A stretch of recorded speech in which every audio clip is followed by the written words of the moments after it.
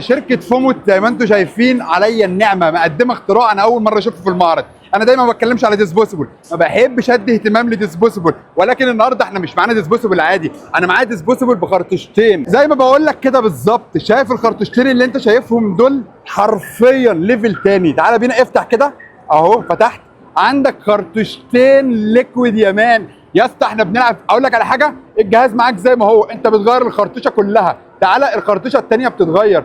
نفسك في ايه؟ انت كل اللي نفسك فيه انت هتاخده من هنا. طب ايه ادول الخرطوشتين دول؟ ما خرطوشه ممكن يبقى فليفر مش، لا تعالى يا باشا هنقفل دي تاني اهيت، فاهم؟ تعالى غير الفليفر، غير الفليفر. انت عايز ايه من ديسبوسيبل؟ بطاريه حجم جبار. الجهاز على فكره وزنه تقيل، وزنه قيم، وانا بعتز قوي بالبراند بتاع الديسبوسيبل بالذات اللي بيعمل الليكويد يبقى ظاهره لك كده وشفاف. ايه الميزه في كده؟ ان هو بيقول لك انا صارف على الماتيريال قوي عشان احط لك فايبر حراري ما يخليش الليكويد ياكسد منك. هستناكم كلكم تيجوا تجربوا المنتج دوت في شركه فوموت، بوث رقم 1205 في قاعه رقم 1. وورلد فاب شو السنه دي هو مش بس معرض بيقدم لك منتجات، هو بيقدم لك ابجريد لاي منتج يجي في خيالك، او احنا هنا في المستقبل. يلا بينا، مستني الناس كلها.